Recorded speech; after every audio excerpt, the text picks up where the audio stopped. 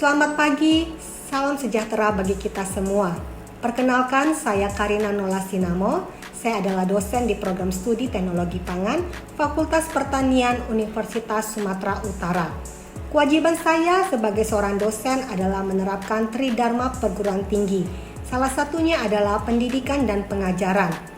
Pada kesempatan ini, saya akan menjelaskan salah satu mata kuliah yang saya ampuh, yaitu Mikrobiologi Pangan dan Pengolahan, yang merupakan mata kuliah wajib pada semester 4 dengan bobot 2 SKS. Deskripsi mata kuliah Mikrobiologi Pangan dan Pengolahan ini adalah: mata kuliah ini membahas tentang perubahan sifat fisik, sifat kimia, dan mikrobiologi produk pangan akibat adanya mikroorganisme yang menguntungkan dan merugikan.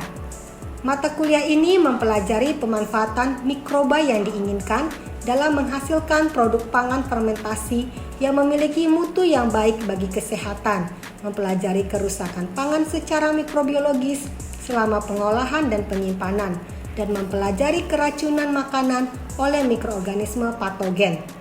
Pangan fermentasi dapat dihasilkan secara tidak spontan, yaitu dengan menambahkan inokulum mikroba, yaitu bakteri, kapang, dan kamir yang menguntungkan, atau dapat dilakukan secara spontan, yaitu tanpa penambahan inokulum mikroba, tetapi dengan menciptakan suasana lingkungan yang disukai oleh mikroorganisme tersebut. Pengamatan kebusukan pangan dan keracunan makanan dapat dilakukan dengan melakukan enumerasi atau perhitungan jumlah mikroba tersebut. Selain itu, beberapa proses pengolahan makanan dapat dilakukan untuk menurunkan atau mencegah pertumbuhan mikroba yang merugikan, sehingga didapatkan pangan yang sehat dan aman.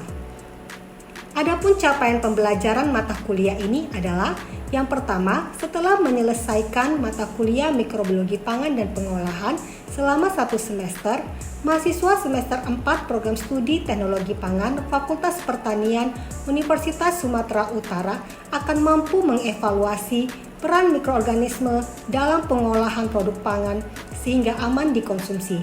Yang kedua, setelah menyelesaikan mata kuliah Mikrobiologi Pangan dan Pengolahan selama 1 semester, mahasiswa semester 4 program studi S1 Teknologi Pangan Fakultas Pertanian Universitas Sumatera Utara akan mampu menganalisis serta mengendalikan penyebab kerusakan pada produk pangan. Mata kuliah Mikrobiologi Pangan dan Pengolahan ini terdiri atas 14 pertemuan dengan memiliki kemampuan akhir tiap tahapan belajar atau sub CPMK di setiap pertemuan yang dapat dilihat di RPS yang berkaitan dengan materi pembelajaran atau bahan kajiannya. Adapun bahan kajian mata kuliah ini terdiri dari: pertama, ruang lingkup mikrobiologi pangan dan pengolahan; kedua, golongan, jenis, dan sifat mikroorganisme yang bersifat menguntungkan dan merugikan pada bahan pangan; ketiga, faktor intrinsik, ekstrinsik, implisit, dan pengolahan yang mempengaruhi pertumbuhan mikroba pada bahan pangan; yang keempat, sumber kontaminasi mikroorganisme pada pangan; yang kelima, pengendalian mikroba dengan suhu tinggi, suhu rendah, dan iradiasi; yang keenam, pengendalian mikroba dengan bahan pengawet; yang ketujuh, proses mikrobiali bahan pangan; yang kedelapan, mikroorganisme indikator keamanan, sanitasi pengolahan, dan kebusukan atau kerusakan produk olahan pangan; yang kesembilan, enumerasi mikroba pada produk olahan pangan; yang ke-10, pemanfaatan mikroba dalam produk olahan pangan nabati; yang ke-11, pemanfaatan mikroba dalam produk olahan pangan hewani; yang ke-12, kerusakan bahan pangan nabati oleh mikroba; yang ke-13, kerusakan bahan pangan hewani oleh mikroba; dan yang terakhir, ke-14, keracunan makanan oleh mikroorganisme. Materi bahan kajian tersebut berupa bahan presentasi dan RPS atau rencana pembelajaran semester mata kuliah ini telah saya persiapkan sebelum proses pembelajaran dan saya upload ke aplikasi LMS atau Learning Management System, yaitu kelas USU ACID, sehingga dapat diakses dengan mudah oleh mahasiswa sebelum perkuliahan berlangsung demi kelancaran proses pembelajaran.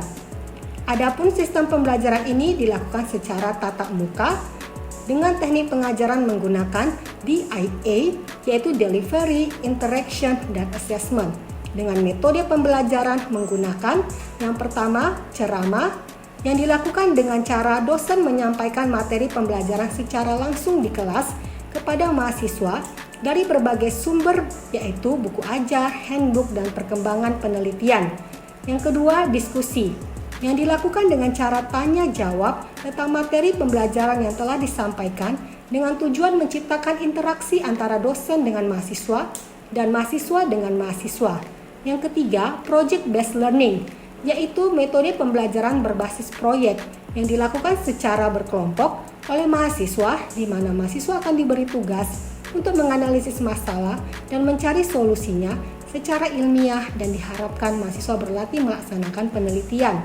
Yang keempat, case method, yaitu metode pembelajaran yang menggunakan kasus atau masalah dan pemecahan masalah tersebut dalam konteks dunia nyata untuk melatih keterampilan berpikir, berkomunikasi, berkolaborasi, dan kreativitas mahasiswa.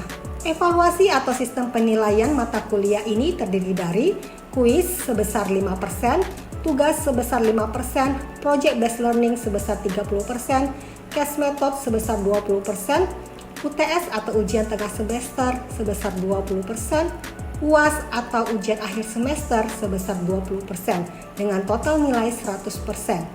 Evaluasi yang digunakan bertujuan untuk mengukur tingkat penguasaan mahasiswa terhadap materi yang disampaikan, sehingga diharapkan dihasilkan lulusan yang berkompeten di bidangnya.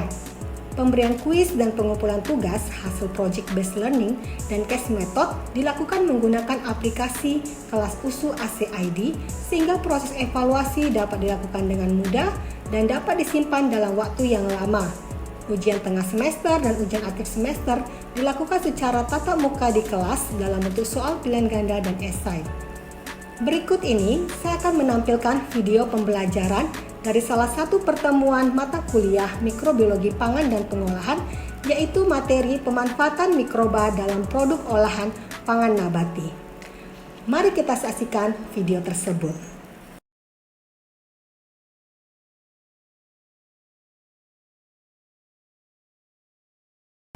Selamat pagi dan salam sejahtera bagi kita semua. Hari ini kita masuk perkuliahan mata kuliah mikrobiologi pangan dan pengolahan. Di sini saya salah satu dosen pengampu mata kuliah tersebut, dan ini adalah pertemuan yang ke-10. Sebelum kita masuk perkuliahan ini, jangan lupa untuk isi absensi di kelas USU ACID. Kemudian sebelum itu saya akan menjelaskan mengenai capaian pembelajaran mata kuliah. Setelah menyelesaikan mata kuliah mikrobiologi pangan dan pengolahan selama 1 semester, mahasiswa semester 4 program studi S1 Teknologi Pangan Fakultas Pertanian USU yang pertama mampu mengevaluasi peran mikroorganisme dalam pengolahan produk pangan sehingga aman untuk dikonsumsi. Yang kedua, mampu menganalisis serta mengendalikan penyebab kerusakan yang terjadi pada produk pangan. Sebelum masuk ke judul pemanfaatan mikroba pada produk pangan nabati, saya ingin mengingat kembali materi yang minggu lalu yang sudah saya sampaikan. Masih ingat semua? Masih ingat, Bu. Baik. Topik minggu lalu tentang apa? Enumerasi mikroba pada produk olahan pangan. Ya, topik minggu lalu adalah enumerasi mikroba pada produk olahan pangan. Ada yang tahu apa sih definisi dari enumerasi mikroba? Ya, silakan. Enumerasi mikroba ialah suatu teknik perhitungan mikroba dalam suatu media atau sampel tertentu tanpa mengidentifikasikan jenis mikrobanya. Oke, benar sekali ya apa yang dikatakan oleh teman kalian. Jadi enumerasi mikroba itu bertujuan untuk menghitung berapa jumlah sel mikroorganisme dalam suatu sampel atau pangan ya, sehingga nanti kita tahu apakah sampel tersebut aman untuk dikonsumsi. Itu ada dua metode ya, seperti saya sampaikan minggu lalu, yang langsung dan tidak langsung. Masih ingat perbedaan dari kedua metode tersebut? Ada yang masih ingat? Silakan. Kalau yang pada metode langsung itu jumlah mikrobanya itu dihitung berdasarkan yang keseluruhan, baik yang masih hidup ataupun yang sudah mati. Sedangkan pada metode yang tidak langsung, jumlah mikroba itu yang dihitung berdasarkan pada jumlah mikroba yang masih hidup saja, sehingga perhitungannya lebih akurat. Tetapi kekurangannya itu dia memerlukan waktu yang lebih lama karena inkubasinya lebih lama. Jadi hasilnya tidak didapat dengan cepat. Ya, benar sekali. Beri tepuk tangan buat teman kalian ya. Ini benar sekali apa yang dikatakan oleh teman kalian. Jadi metode tersebut bisa kita aplikasikan. Oke, karena sudah mengerti dan paham materi yang minggu lalu, maka kita bisa lanjut ke pertemuan yang ke-10 ini dengan topik pemanfaatan mikroba pada produk pangan nabati. Jadi di sini akan dibahas produk-produk pangan fermentasi, ya, memanfaatkan mikroorganisme. Ada yang sudah pernah mengkonsumsi produk pangan fermentasi, bahan pangan nabati? Sudah ya, contohnya seperti apa? MP, TAP, ya, AP, nata de coco, dan masih ada yang lainnya. Oke? Kemampuan akhir yang diharapkan. Beda dengan capaian pembelajaran mata kuliah, kalau kemampuan akhir ini adalah khusus untuk pertemuan hari ini. Jadi setelah mengikuti perkuliahan ini, mahasiswa akan dapat menjelaskan pemanfaatan mikroba dalam produk olahan bahan pangan nabati. Jadi bisa dari bahan pangan nabati serealia, umbi-umbian, buah-buahan, dan sayuran. Nanti akan saya jelaskan beberapa contoh produk-produk bahan pangan yang diolah secara fermentasi oleh mikroorganisme. Ini beberapa sumber pustaka yang saya pakai, jadi bisa kalian cari di perpustakaan ataupun di searching ya dengan internet. Di sini ada saya bawa satu contoh bukunya, yaitu Mikrobologi Pangan ya oleh Tatang Sopandi dan Wardah. Jadi kita lanjut. Kita masuk ke pendahuluan. Kita tahu mikroorganisme itu ada yang menguntungkan dan ada yang merugikan. Ya. Dan dari pertumbuhannya juga kita ada dua, yang kita inginkan dan ada yang tidak kita inginkan. Yang tidak kita inginkan itulah mikroorganisme yang merugikan. Misalnya mikroorganisme yang menyebabkan kebusukan atau keracunan pangan, itu nanti akan dibahas di pertemuan berikutnya. Dan pertemuan ini kita akan bahas pertumbuhan mikroorganisme yang kita inginkan. Itulah kita masukkan dalam kata fermentasi. Dalam proses fermentasi itu ada terjadi perubahan-perubahan yang kita inginkan. Misalnya peningkatan nilai gizi, peningkatan daya cerna, karena yang sudah terdegradasi dari molekul kompleks menjadi molekul sederhana sehingga mudah dicerna oleh tubuh manusia, dan umur simpan, daya awetnya makin tinggi ya. Proses fermentasi pangan ini melibatkan dari jenis kapal, bisa, bakteri, kamir, dan itu semua mikroorganisme yang menguntungkan. Dan nanti mikroorganisme tersebut itulah yang akan mendegradasi ya. Jadi dia merupakan zat nutrisi dari bahan pangan. Kita fokuskan adalah bahan pangan nabati, dan dia akan mensintesis atau membentuk komponen sel dan menghasilkan energi sesuai dengan apa yang kita inginkan. Dan organisme tersebut dia akan mengubah bisa sebagian atau seluruh dari zat nutrisi tersebut ya, menjadi misalnya asam laktat, etanol, atau asam-asam organik lainnya.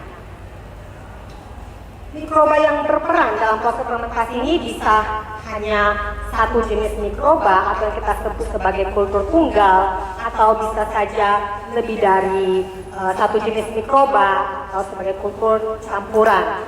Kalau di pasaran kita bisa tahu adalah starternya. Oke. Proses fermentasi ini ada yang secara spontan, ada yang secara terkontrol. Kalau yang spontan ini itu tidak terkontrol, ya. Jadi tergantung dari jenis bahan baku yang kita gunakan selama proses fermentasi. Oke, jadi jenis dan jumlahnya itu tidak terkontrol. Kita tidak mengaturnya dari awal. Sedangkan kalau yang fermentasi terkontrol itu kita mengatur jenisnya, jumlahnya, ya, sebagai starter. Dan biasanya itu di kondisi eksponensial. Itu kita akan inokulasi ke bahan baku tersebut. Selanjutnya di sini ada rangkuman dalam bentuk tabel, ya. Bisa kalian lihat, misalnya tempe. Tempe itu menggunakan bahan baku adalah kedelai.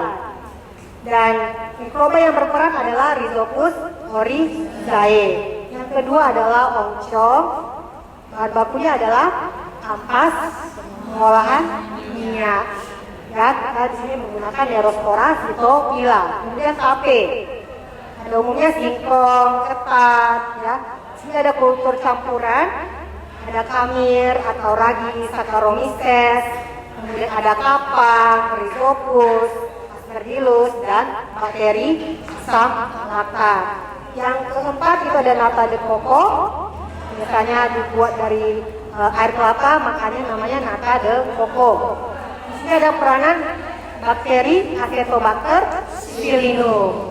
Kemudian ada kecap, bahan bakunya kedelai, menggunakan kapang Aspergillus wenti.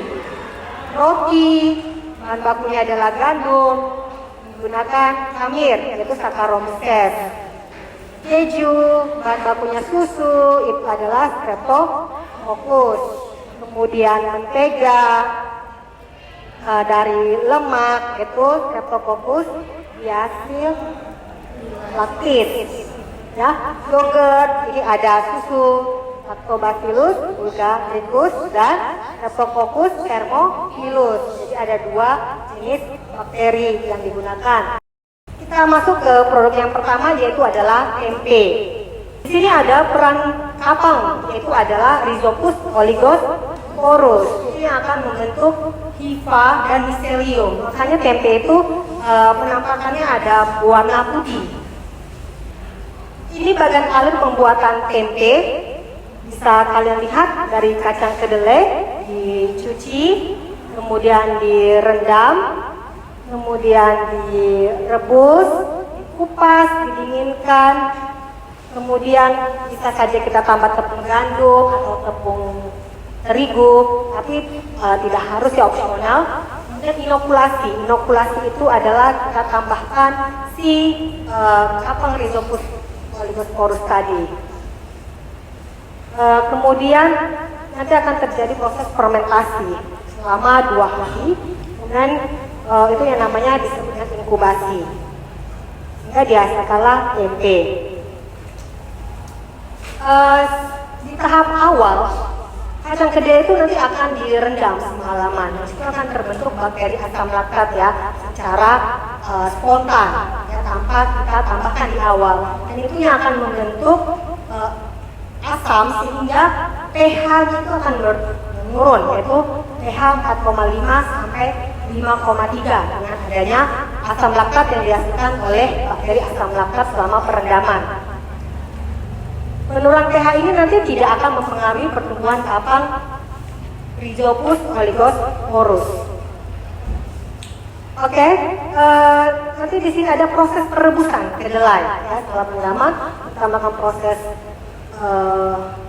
perendaman.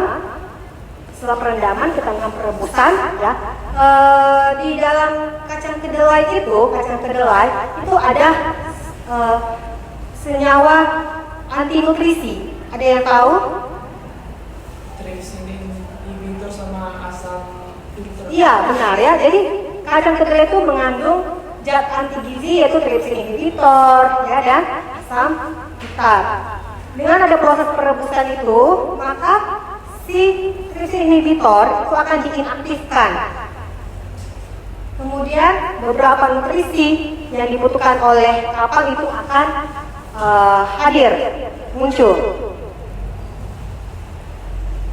Proses perebusan ini juga bisa menyebabkan penurunan kadar sukrosa, ya, kadar rafinosa, dan stadiosa. Bisa dilihat angkanya di layar. Kemudian selain penurunan kadar sukrosa, ada vitamin yang muncul atau hadir dalam proses fermentasi tempe. Misalnya ada vitamin riboflavin yang meningkat, naik menjadi 2 kali lipat, vitamin B12, pyridoksin, niacin, biotin, asam folat, dan di sini tiamin, ya, tiamin itu tidak mengalami penurunan, dan sedangkan pantotenat itu tidak mengalami banyak perubahan.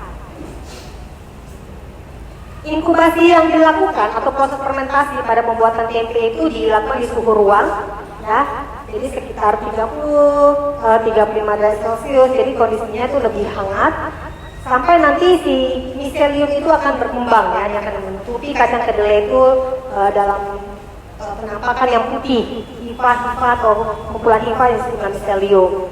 Dan selama fermentasi pH-nya naik sekitar 7, pH netral, dan terdapat banyak perubahan komponen kacang kedelai. Kemudian di sini ada peranan kapang Rhizopus oligosporus, dia memiliki aktivitas proteolitik yang akan mengubah protein menjadi asam amino. Ya, dia akan degradasi menjadi senyawa yang lebih sederhana. Selanjutnya adalah kecap. Kecap, pernah ya konsumsi kecap, ya? Ada kecap apa saja? Ada kecap asin, kecap manis, ya, itu salah satu produk fermentasi juga, ya, kecap.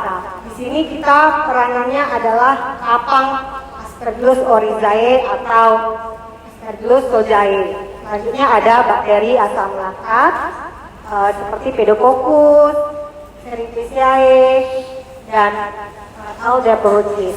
Ini ada kamir, ya, juga Saccharomyces cerevisiae. Kalau kita masuk di sini, ya, tahap fermentasi kecap itu ada 3. Pertama adalah produksi koji, kedua fermentasi moromi, dan yang ketiga adalah preparasi ekstrak. Apa sih perbedaannya? Ketika buat pembuatan koji, itu ditambahkan tepung gandum untuk mendukung pertumbuhan kapang dan produksi enzim. Sedangkan moromi itu ada campuran koji dan larutan garam. Nah, di sini ada tabel dibagi, ya, dari ketiga proses tersebut. Pada saat pembuatan koji itu yang berperan adalah kapang Aspergillus oryzae. Yang kedua di fermentasi moromi ada lactic acid bacteria, dan juga di sini adalah kamil Saccharomyces cerevisiae. Kita masuk ke produk berikutnya, sauerkraut. Ya, sauerkraut ini atau disebut dengan sayur asik. Di sini merupakan fermentasi secara spontan. Ini tahapan-tahapan pembuatannya. Ya, jadi ini dilakukan fermentasi pada suhu 18 derajat Celcius selama 2 minggu, dan yang di sini adalah berperan bakteri asam laktat yang tumbuh secara spontan karena adanya penambahan garam, diberi 2,25%. Di sini ada peran bakteri Lactococcus, Leconostoc, ya, Bacillus, Pedococcus. Ini merupakan bakteri asam laktat yang akan menghasilkan asam laktat di dalam produk sauerkraut tersebut. Ini ada nata de coco, di sini ada peranan Cetobacter xylinum. Kenapa dikatakan nata de coco? Karena bahan bakunya adalah air kelapa. Jadi kalau kita gunakan bahannya adalah nenas, maka nata de pina. Ya, benar sekali, ya. Ini bagian alirnya. Jadi ada penambahan asam asetat dengan pH 4,5. Selain itu juga kita tambahkan gula dan urea, ya, ke dalam air kelapa tersebut. Dan akan dihasilkan lembaran nata. Kemudian kita masuk ke tape. Di tape ini ada 2 proses sakarifikasi dan proses zimasi. Ya, jadi apa saja sih mikroba yang berperan? Itu ada Saccharomyces cerevisiae, ya, kamir, kemudian ada Candida utilis, kemudian ada Saccharomyces bulgera, dan ada beberapa bakteri fokus. Oke, ada yang ditanyakan terkait materi hari ini sebelum saya sampaikan tugas? Ada yang mau bertanya? Silakan. Ya. Tentang PPT yang tadi kan ada dibahas tentang fermentasi spontan dan juga fermentasi secara tidak spontan. Itu perbedaannya apa? Oke, terima kasih. Ada yang bisa menjawab? Kalau fermentasi yang secara spontan berbeda dengan secara tidak spontan. Kalau secara spontan berarti itu fermentasi yang tidak terkontrol karena jumlah dan jenis starternya itu kita tidak atur di awal, tapi kita menciptakan kondisi lingkungan yang sesuai dengan pertumbuhan mikroorganisme yang kita inginkan. Sedangkan yang secara tidak spontan atau disebut terkontrol itu kita atur juga, perbedaannya kita atur jenis dan jumlah mikroorganismenya atau starternya. Ada yang tahu contoh fermentasi spontan dan tidak spontan? Ya, silakan. Contoh produk fermentasi spontan itu ada sauerkraut sama kimchi, dan contoh produk fermentasi tidak spontan itu ada tempe, tape, dan nata koko. Nah sekali ya, jadi contoh fermentasi yang secara spontan itu sauerkraut, tadi kan kita jelaskan tidak ada kita tambahkan starternya dari awal. Dan juga kimchi ya, kimchi tadi tidak ada di materi, tapi itu juga merupakan salah satu fermentasi yang secara spontan. Tidak spontan itu banyak ya, misalnya tempe, tape, nata de coco ya di produk pangan nabati. Ada lagi yang ingin bertanya? Mengapa kecap yang dihasilkan itu memiliki pH yang asam? Oke, tadi sudah kita bahas bahwa terima kasih ya pertanyaannya, bagus sekali pertanyaannya. Kita sudah bahas tadi karena ada peranan di situ bakteri asam laktat, ya kan? Ada P. cerevisiae dan Testoiae yang akan mengubah si gula tadi menjadi asam laktat sehingga pH-nya akan berkurang, ya pH-nya rendah. Oke, ada lagi yang bertanya? Kalau tidak ada, berarti saya menganggap kalian sudah paham. Kita bisa lanjutkan ke tugas project based learning-nya. Jadi yang pertama kalian buat tugas dalam bentuk kelompok yang terdiri dari 5 sampai 7 mahasiswa. Pilih salah satu produk fermentasi bahan pangan nabati. Bisa yang tadi sudah saya jelaskan, bisa di luar dari itu. Saya tadi kunci. Kemudian kalian bakal studi literatur ya dari beberapa jurnal yang terbaru 10 tahun terakhir. Sekitar 5 sampai 7 jurnal dalam satu kelompok. Terus kalian jelaskan apa saja sih faktor-faktor yang mempengaruhi pertumbuhan mikroba yang digunakan dalam produk fermentasi bahan pangan nabati tersebut. Kemudian bagaimana karakteristik kimia yang dihasilkan? Misal tadi dia meningkatkan daya cerna atau menghasilkan zat gizi yang baru, bagaimana produk tersebut? Kandungan nutrisinya bagaimana? Oke, bisa tadi tempe, ya, jadi dia memiliki antioksidan, vitamin B12.